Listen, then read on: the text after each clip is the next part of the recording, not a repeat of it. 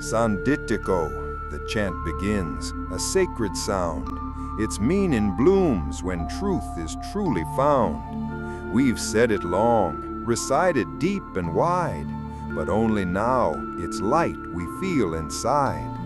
No need for words, it touches heart and soul, in silent space where emptiness is whole. We sense the world through ear and tongue and skin, but all are just impressions held within. Sandiṭṭhiko, no need for speech or name. In emptiness, all feelings lose their claim. The senses pass, the world flows through and by. Let go, release, no need to grasp or try. It's always been, since cradle gently swayed, a mother's hum, the milk that love conveyed. We knew the sound before we knew the word. The truth was felt, though language was unheard. Sandiṭṭhiko, I know, I see, I feel. No words can match the depth of what is real. Language came late, don't twist what's truly known. Don't chase the echo, truth stands all alone. The world now speaks in symbols we create, like monkeys trapped or fish that took the bait.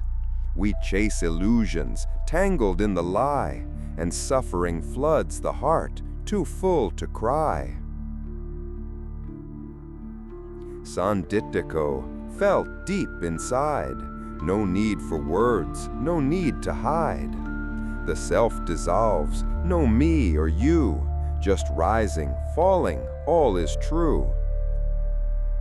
Birth and death, joy and pain, they come and go like sun and rain. But when we stop the grasping game, the heart grows still, no need to name.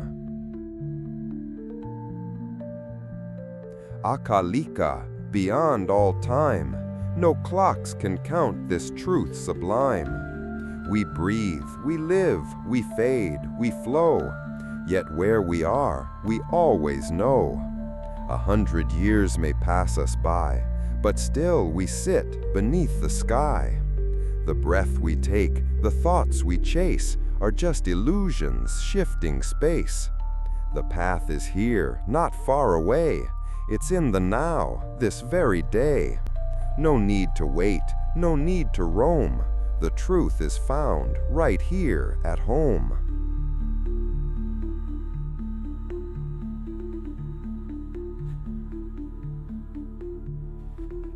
Akalika, beyond the bounds of time, the teachings ring, eternal and sublime. No past, no future, only now remains, the present mind where wisdom breaks its chains. Ehipassiko, come see, come feel, come try.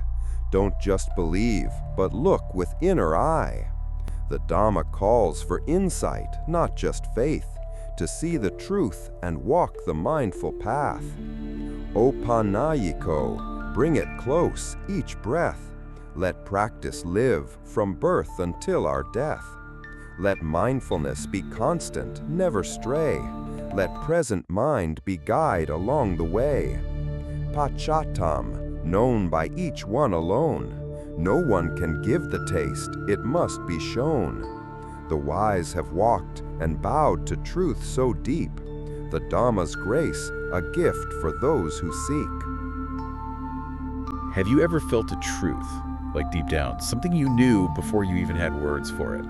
Like a hunch, or just a certainty that just is? Yeah, absolutely.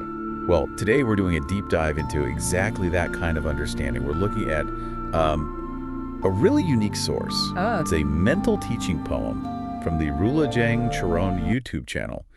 It sheds light on these profound Buddhist Dhamma qualities, specifically Sandiṭṭhiko Akalika. The core chant, very central ideas. Exactly. And our mission today is really to unpack what these ancient concepts mean, pull out insights that maybe challenge how we usually think about reality and understanding. Making it relevant for today. Right. Tailored for you, the listener, so you can get this knowledge quickly, thoroughly, and see how it might connect to your own life. Great. Where do we start? Okay, let's dig in.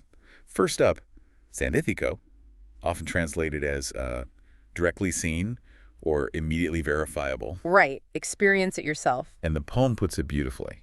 It says, its meaning blooms when truth is truly found, felt inside. Inside. Yeah. Even if, the words have been recited deep and wide, it's like, you could say it 1,000 times, but the feeling, that's different. That's a powerful image. It suggests the knowing is distinct from the recitation. Precisely. And the poem really emphasizes this point about direct seeing. It says, this truth requires no need for words. No words. It touches heart and soul in silent space where emptiness is whole. And that emptiness there, it's not just nothingness, is it? It's more like potentiality. Yeah. Or the lack of inherent self-existence. Exactly. It's about clarity that arises when grasping stops. The poem even says what we sense through, ear and tongue and skin. Our senses. Yeah, our basic senses are just impressions held within, not necessarily objective reality itself. Wow. Okay, so it's suggesting our perception isn't a direct window, but more like an internal interpretation. That seems to be the idea, which leads to this call to action in the poem. In emptiness, all feelings lose their claim. Lose their claim. Senses pass, the world flows through and by. Let go, release, no need to grasp or try. Let go. So this poses a question for you, listening. What does it mean to feel something directly, right now, without needing a label for it? And how do we do that if our senses are just impressions? If we let go, what are we left with? Well, the poem offers a surprising perspective. It says this understanding, this direct seeing, is actually innate. Innate, like we're born with it. Kind of. It's always been since cradle gently swayed, known before language. The truth was felt, though language was unheard. So felt experience comes first. Right.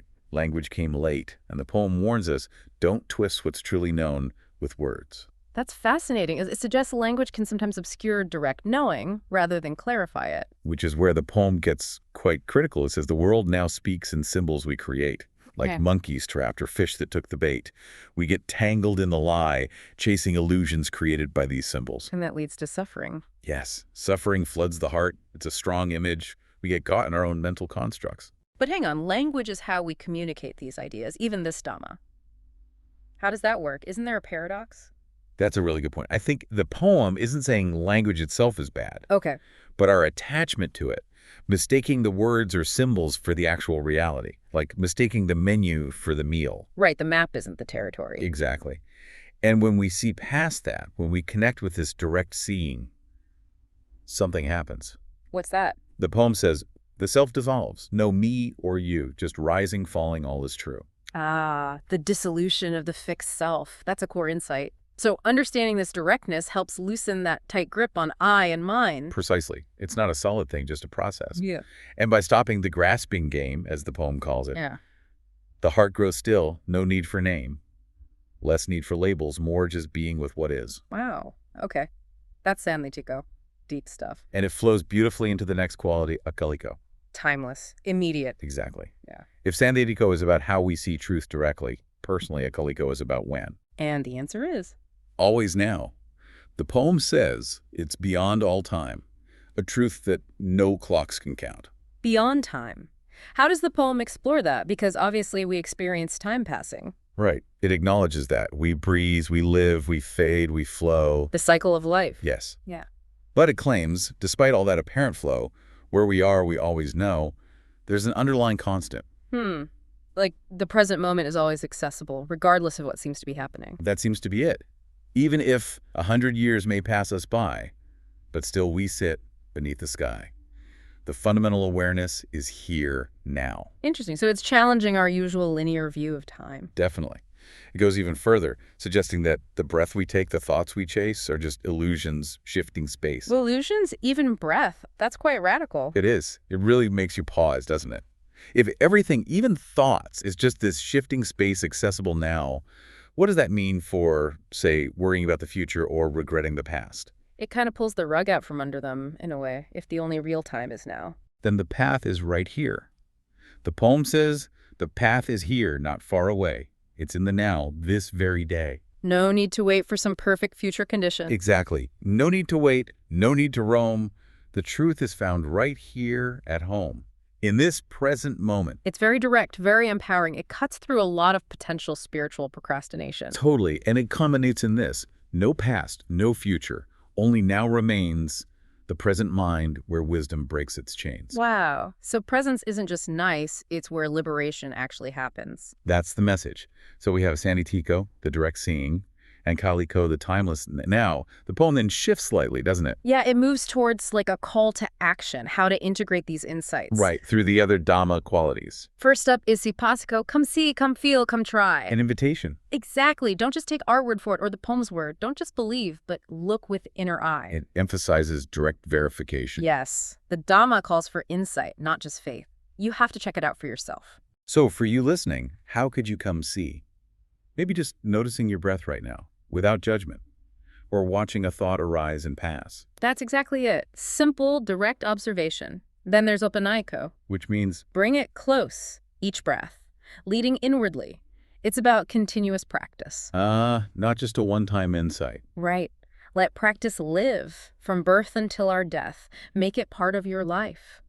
The poem says, let mindfulness be constant, never stray. Let present mind be guide along the way. So integrating that present awareness into everything, not just when you're sitting on a cushion. Precisely. It's about weaving this awareness into the fabric of daily life, moment by moment. Okay, makes sense. And the last one mentioned here. Pakata, known by each one alone. The personal aspect again? Deeply personal. No one can give the taste, it must be shown. Or rather, it must be experienced by you. You can point the way, but you can't walk the path for someone else. Exactly. Teachers, texts, poems like this one, they can guide, inspire, point. But the actual realization, that happens within each individual. This Dhamma's grace, the poem says, is a gift for those who seek.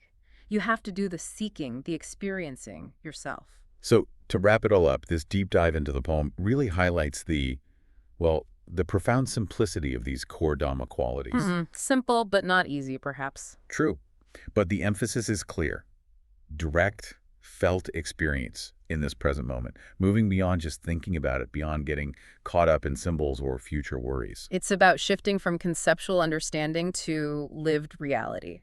Seeing things as they are, Sandiṭṭhiko right now, Akaliko, and actively engaging with that, Ihipatiko, Opanaiko, knowing it's ultimately your own journey, Pakata. Beautifully put. Which leaves us with a thought for you, the listener, something to maybe mull over. Yeah. If truth is really meant to be directly seen, felt now, beyond words, what might change in your life if you started prioritizing that direct experience, even just a little? Prioritizing the feeling over the thought about the feeling. Or the direct perception over the label you put on it. How could you, today, come see, come feel, come try this for yourself? What would it look like to step, just for a moment, beyond the symbols and into the immediate flow?